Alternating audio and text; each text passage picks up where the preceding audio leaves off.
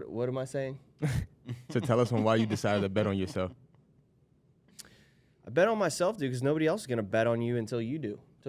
Until you prove to yourself, until you prove to those that are, the immediate circle of people. You think about like an underdog when you bet on an underdog in a fight.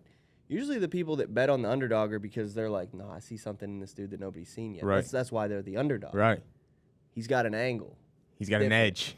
If you're not willing to bet on yourself, then, dude, you probably don't have an angle. You're probably not going to win. When you're betting on yourself, you're in darkness.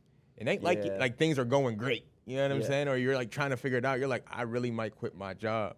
Or I really might stop doing this. Or I really might stop being in love if you're here. betting on yourself, that's a great point. You're never, when you're questioning if you should bet on yourself, you're totally in the dark because you haven't been proven. But when the script flips and you've proven yourself, now they don't look at you as betting on yourself. They're like, how much are you going to invest? Come on. Come on. You're not betting on yourself I'm anymore. investing. You're investing. So, like, maybe you can make that mental switch right now if you're listening, where it's like, maybe you don't have to worry about, investing is a form of betting in a way. You know what I mean? It's like you could lose it. It's investing and betting is the same thing, but like the way you shape it in your mind, there's this negative connotation to betting where it's like there's this mindset of investing where if you do it smart, it's the smartest thing you can do. Right. Whereas sometimes, betting has this negative connotation because it's like, oh, the degenerate gambler that like loses all of its money. Well, guess what? There's people in the stock market that do that every single day. Every single day, bro. Every day. And that's what's even crazier, bro. I said this to somebody the other day. I said, here's the thing. I don't judge anybody for what they believe in, right? But you better believe in something. Mm-hmm. Because behind belief is faith. Mm-hmm. And in front of faith is belief.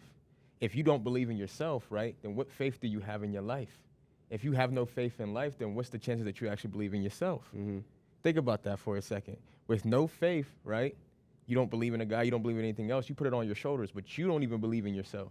Mm-hmm. So now, where do you look to? Where do you turn to? And think about this too, like if you know that you don't believe in yourself, like deep down, a lot of that comes from doubt or negative self-talk that you replay in your mind, all this stuff. Imagine, like, just I'm not saying you are God, but like just take yourself out of like the human experience. Say that you created some being and that it was living and that you knew all of its thoughts. Mm. And you want to give that person or being responsibility, right? And then you're like, let's tap in and see what they're thinking about. And like God tunes into you, right? And all he hears is, man, I ain't shit. I can't get this done. I have no talent. I have no skill. Well, God ain't going to be like, well, all right, well, here's more responsibility. Nah. He's going to go, well, hold on, let me pull a couple things back. Right, let me get you right. You got to switch your thinking. And I mean, whether you believe in manifestation or not, but like, you need to start believing that you are something before you are something. Come on. And if you don't, you're not going to get there.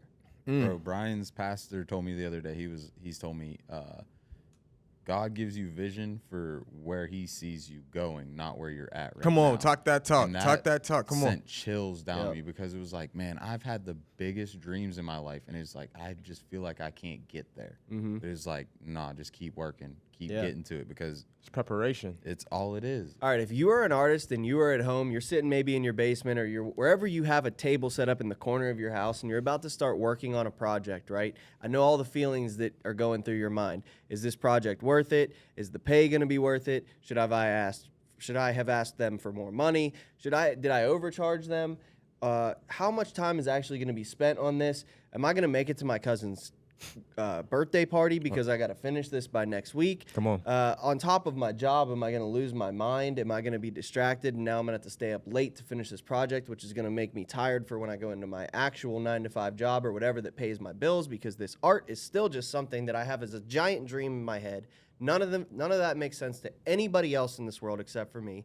But all I know is right now I'm sitting down at my desk to do this next project and hope that it keeps me on this trajectory for this dream that I have in my mind. If that's you right now, this is the video that I want you to watch while you start this project. Talk to him. And as you're working, because I've been sitting in your seat, and I probably will be again next week, where I'm sitting down and it's just me in a basement with, everyone in my house is asleep. It's now 11 p.m. I've got all my responsibilities done for the day. It's just me looking at the night thinking, how much work can I get done? And what can I listen to keep me going? What can I drink to keep me motivated and energetic? And how many cups of coffee is this going to take?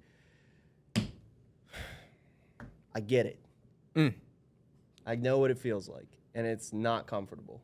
And so shout out to you if you're watching this, because you're living an uncomfortable life because you feel like there's something churning inside of you that you want to do something more than just the normal status quo.